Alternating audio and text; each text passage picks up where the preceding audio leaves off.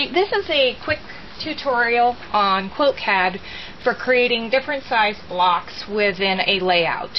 Not all blocks in a quilt are equal. You may have sashings, borders, or whatever.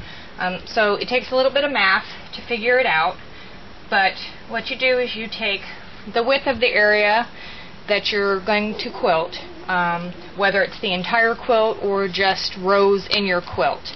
So my quilt had 4 rows of blocks with 5 sashings in between. I had a top sashing and a bottom sashing, so it was a complete square with equal rows that repeated. So it's 66 inches wide, and my smallest row or block was 2 inches. So I wanted to base my layout on my smallest block. I had a 2x2 block, so I'm going to say for every column in my layout that it's 2 inches. So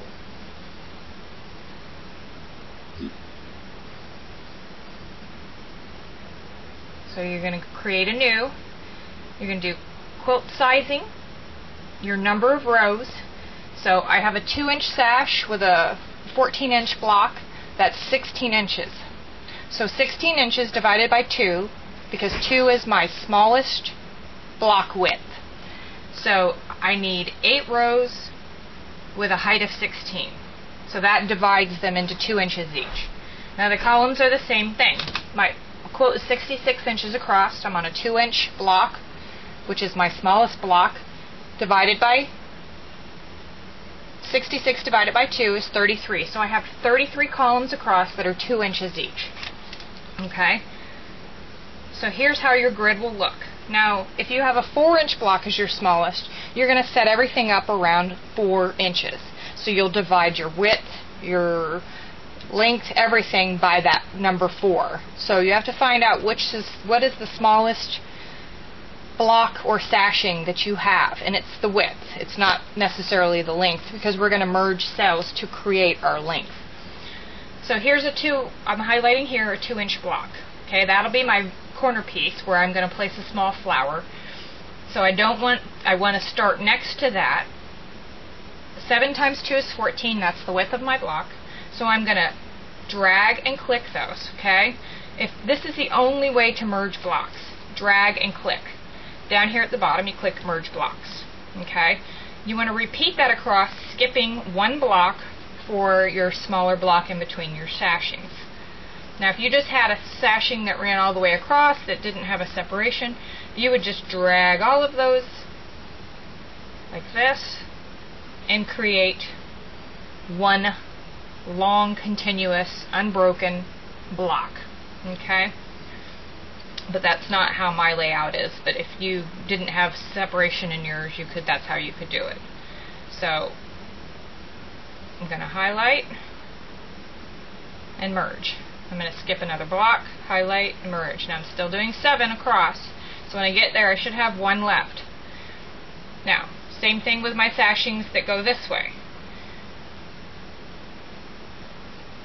There's 7, they go the length of my 14-inch block, but they drop down below that little piece in between all of my blocks. And if you get a random block in there on accident by tapping, just undo it. So now I have all of my sashings and my little blocks in between. So now I need to do my layout for my big block. My big block is 14 inches, so 7 times 2. So 7 across, so 7 times 2 is 14, and then 7 down.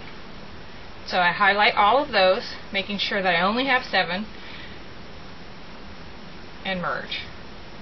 If I had a bigger layout and I was doing all of my rows at one time is when I really need to be careful, but I know I only left enough for 8 rows, 7 for my block and 1 for my sashing. So here's your layout. You have a 2-inch square, a 2x14 sashing, and a 14x14 block. Now I've got my pattern for my block here, so I'm going to highlight those and I'm going to place it. I'm going to stretch these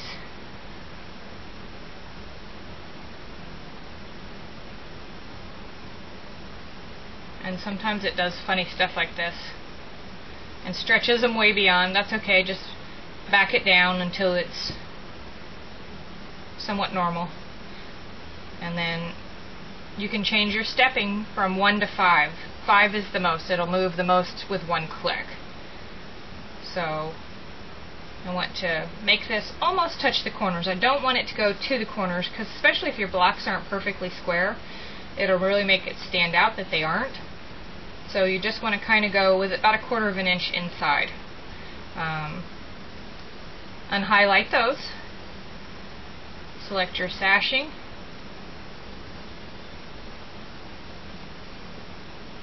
Find your pattern.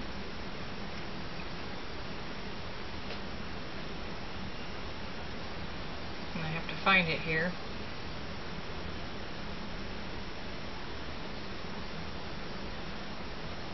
Okay, so here's what I used for the sashing. I'm going to place it. Now you notice these run vertical, so I'm going to have to rotate those. So what I want to do is unhighlight everything, select only those sections I need to rotate. I'm going to step up to 5 because 5 is 90 degrees, and I'm going to rotate them up or down. Doesn't matter as long as you're consistent. And then I'm going to max these out. And of course it does the weirdo thing. And maybe because I have my stepping.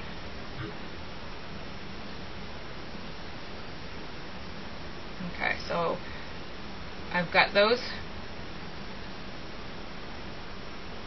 placed pretty much how I like them. I'm going to back them off just a little bit because this one was going into the other block.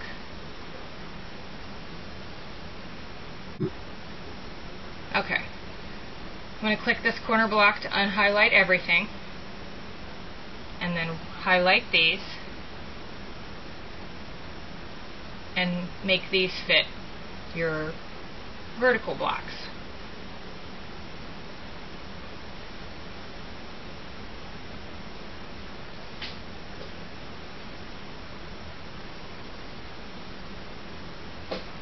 And it's going to take a while. You're going to have to play with it.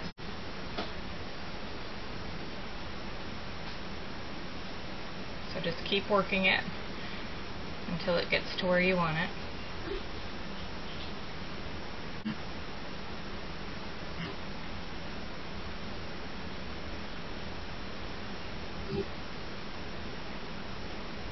Okay, so I want to unselect those, and then I want to select these little blocks. I'm going to find my pattern, and I modified this one to flow better. So when it comes off of the curl, and if you have your Pattern CAD, you can take the design into Pattern CAD and modify it. You just have to save it as something else. So I put little tails on my flower so that when it comes off of the curl, it comes up the leaf of the flower along that same line, and it blends in. So I'm going to place those there, and I want to maximize those.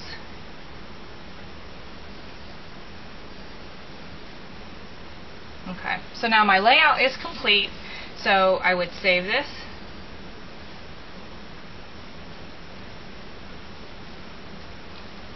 And create the name of your quilt, and then you'd be ready to take it into your machine.